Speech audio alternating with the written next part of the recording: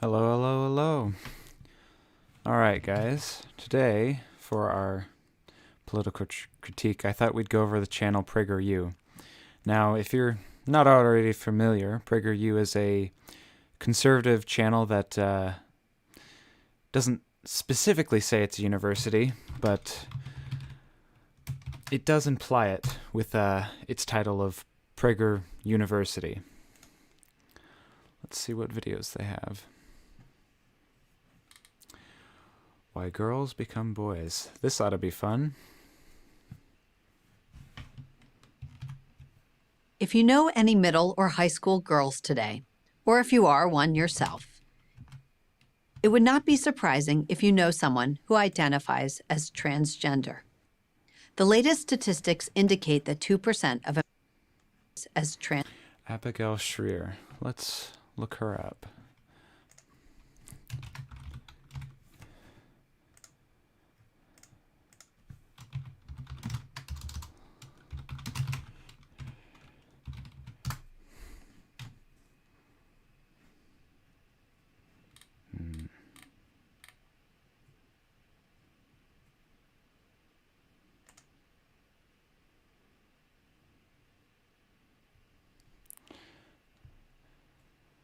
Irreversible Damage. So this appears to be a book written by Abigail Shrier about trans people. The full title is Irreversible Damage, The Transgender Craze Seducing Our Daughters. Okay. Oh, okay. So you should probably take what she's about to say with the grain of salt about the size of your car. Transgender. The latest statistics indicate that 2% of American high school students now identify as transgender, and the overwhelming majority of them are teenage girls. Between 2016 and 2017 alone, the number of females seeking gender surgery in America quadrupled. But if you graduated high school over... Sounds like a good thing. We have more trans acceptance. And as for there being more girls that are trans, I know that there are more trans women, and that's probably, if I had to guess, just due to the fact that it's far more acceptable for cis women to wear pants and dress in a masculine way, whereas if cis men do that, society is really going to frown upon them. a decade ago, it was unlikely that you knew anyone who was transgender because, according to the Diagnostic and Statistical Manual of Mental Disorders, the condition underlying it afflicted roughly 1 in 10,000 people, or 0.01% of the population. Almost none of these cases were teenage girls.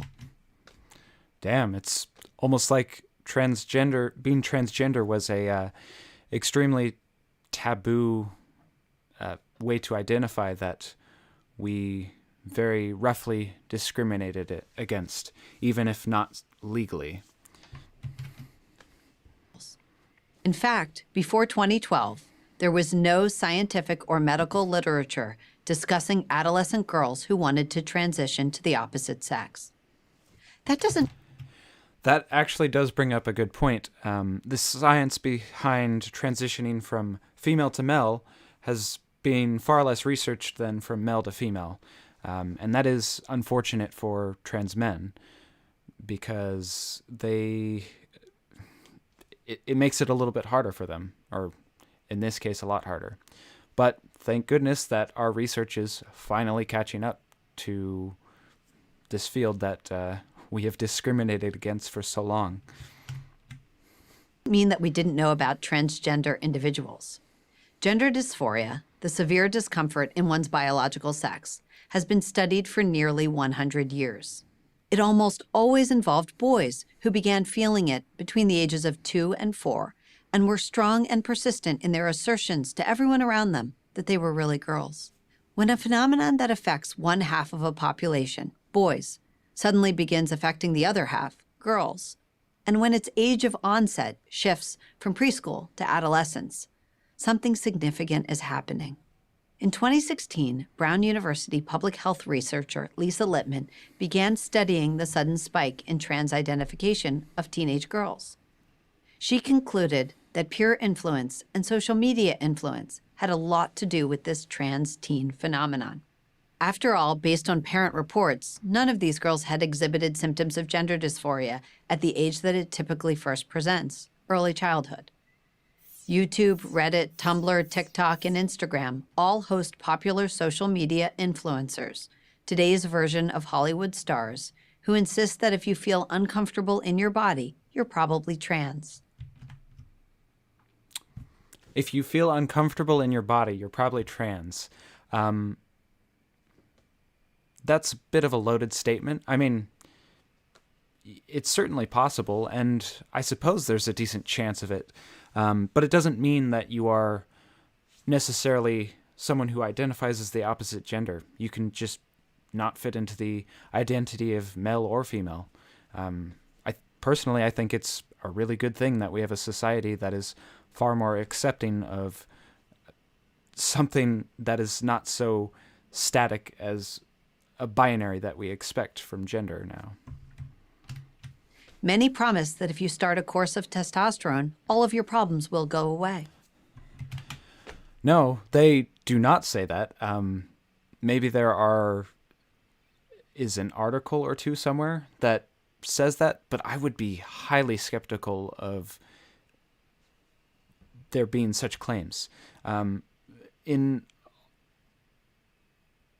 example, ContraPoints, the most prominent trans YouTuber, has specifically said that if you transition, you will not fix all of your problems. You will fix one problem, and that is being trans. And if you're trans, that's probably the right thing to do because that will make the rest of your problems easier to deal with. But no, by and large, these individuals do not say that transitioning will fix all of your problems. This is just a blatant lie.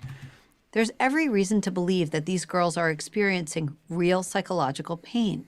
Rates of anxiety, depression, and instances of self-harm are all at record levels for this generation. A quick fix becomes very tempting. So it doesn't take much, a YouTube video, a friend's suggestion, to get a troubled girl to buy into the fantasy that gender transition is the answer. Unfortunately for these girls who do not... That's a fascinating hypothesis, but until I have seen any data to suggest that the negativity of our world is shoehorning people into transitioning or even identifying as trans, I'm going to treat it with a extreme level of skepticism. Not have typical gender dysphoria. Gender transition rarely offers relief. And it's a catastrophic mistake for psychologists, educators, and the medical establishment to rush these teens towards a solution. They are not rushing these teens towards a solution. We have specifically developed hormone blockers, and these have been in use for decades, but we've now started applying them to kids who identify as trans to give them a year or two to really figure out if they want to continue down the road of transitioning to actually taking hormones. And actually, gender transitioning surgery, which is much harder to reverse, is extremely rare among people under the age of 18. So this is just fear-mongering. That will almost certainly harm rather than heal. Because here's what... You need to provide some evidence that this will harm rather than heal.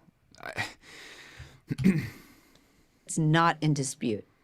Unnecessary medical gender transition causes irreversible damage, high risk of infertility, sexual dysfunction, and the creation of a permanent medical patient. So all of these are technically true, but one, unnecessary medical gender transition, it is incredibly rare for someone to change their mind about medical transitioning. If you go on hormones, it's pretty easy to reverse that. Not as easy as just going off of hormone blockers, which is why we do that first with kids, because there's a lot of development going on. But as for high risk of infertility, sexual dysfunction, I mean, yeah, we don't yet have the technology to change someone's gender and let them remain fertile. But one day we will, and these arguments will be invalid. And as for the creation of a permanent medical patient, I mean, there are plenty of people who are on prescription medication, which is that's it. They have to take hormones. I don't get their point here. Tragically, we've made it far too easy for kids to take this path, long before they're ready psychologically or emotionally to make such a life-altering decision. Again, this is why we have allowed children to go on hormone blockers to delay their puberty, which, if they change their mind, they can go off of and continue through their puberty with almost no side effects, of which even the most minor ones, I have seen no evidence that they can't be counteracted with temporary mild hormone therapy to boost their puberty. Moreover, they have to go through years of therapy with both a parent and a therapist. Testosterone is easily obtained by today's teens. In Oregon, a 15-year-old can walk into a gender clinic. Yes, there are now gender clinics all over the country, and walk out the same day with a prescription for testosterone without her parents' permission. 16-year-old girls have been able to undergo double mastectomies, the removal of both breasts, without even a therapist's note. Predictably, hasty gender... Without a therapist's note. Something tells me they haven't done this without years of therapy and at least a doctor's note. That being said, all this information she has provided seems... it's not well backed up, so it seems very anecdotal. As for a trans man walking in and out of a gender clinic to get a prescription, I would need to see the evidence that they can do that without a prescription provided from their doctor initially. Transition, remember we're talking about teenagers here, is now leading to a lot of regret. New testimonials appear on YouTube almost every week from teens who acknowledge that they made a terrible mistake and warn others not to make the same one. So how do you protect your daughter from being drawn? Again, this is just an anecdote. Until you provide data that this is a widespread issue, it's absolutely meaningless. Into this dangerous and growing trend. First, limit their exposure to social media as much as you can. Several academic studies have already linked the alarming rates of anxiety and depression to young girls' punishing experience on social media, a place that often makes them feel sad, unattractive, and alone. Wow, social media has a negative impact on your mental health. That has nothing to do with being trans. Second, oppose the teaching of gender ideology in your kid's school. In California, gender identity education begins in kindergarten and proceeds through high school. The theme is that kids' gender identity is totally independent of their physical sex. Yes, this is true. I'm sorry if this fucking offends you. Get over it. It's not influencing your kids to be more likely to be trans, any more so than the acceptance of gay marriage has encouraged people to be gay. And even if it is, what's wrong with that? More likely is that our society has suppressed people that are trans into behaving in a cisgender manner. And I know she would say she never advocates for this, but the consequences of what she is, of the message she is pushing, ends up pushing for trans people to remain stuck in the bodies they're born with and to sit down and shut up It's pretty fucking monstrous. And something that only they can know. Schools can and should insist that every child be treated respectfully without sowing gender confusion in an entire student population. Sowing gender confusion.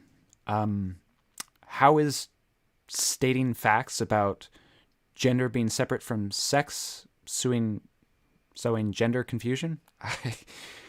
I really don't know. But it just goes to show that this woman is more interested in her message of propaganda than anything to do with helping kids. I'm sure a decade ago, if she had been as active, she would have been just shitting on trans people because it was far more socially acceptable back then. Maybe I'll do a video on that later. Third, and most importantly, remember that a teenager is still just a teenager. You don't have to agree with every identity proclamation your daughter comes up with. Knowledge of her identity will develop over time. Until then, being the adult in the relationship is the most loving thing you can do. Being the adult in the relationship. I wonder what that means to her. Now, to me, that of course means, okay, if you identify as trans, that's fine. Let's go see a therapist and talk about that. Maybe you want to go on hormone suppressors to delay your onset of puberty. I mean, but that's obviously not the message she's pushing because, as I have shown before, the book she released is called Irreversible Damage, The Transgender Craze Seducing Our Daughters. Oh, is that an ideologically charged message? And boy, does she sound like a transphobe. I'm Abigail Schreier, author of Irreversible Damage, The Transgender Craze Seducing Our Daughters, for Prager University. So, hopefully, I don't know what I can really add to that. I think she demonstrated pretty well that there's not a whole lot of evidence behind her claims. In fact, I'm pretty sure that the overwhelming majority of people who do transition end up having positive results. Where was this?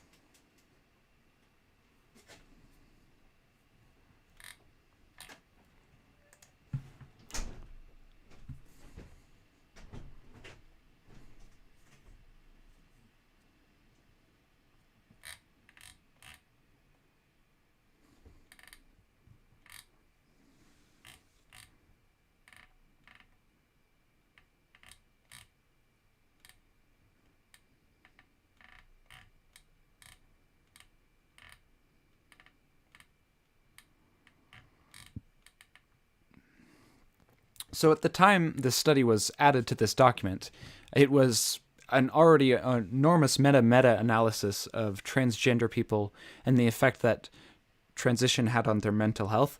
Now, this was of 56 studies, which, because each study itself was a meta-analysis, many of these studies contained multiple studies themselves. That's what a meta-analysis is. It goes over a study, sometimes more than one, and confirms whether or not the methodology behind it is sound.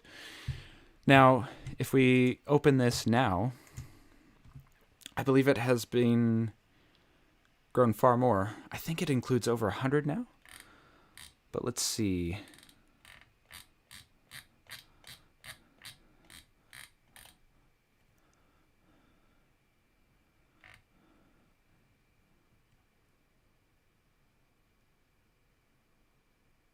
Okay, so 51 studies found that gender transition improves the well-being of transgender people. And 4 studies that contain mixed or null findings. So none of these studies contain findings that transitioning had negative outcomes. Another thing I feel I should add is that if a study finds that after transitioning, people don't have outcomes that are as good as people who are cisgender, that does not necessarily mean that being trans was bad for them. It may have been a lot better for them, but they're still discriminated because they're trans and they don't necessarily pass. In them being on par with cis people is really the best case scenario. But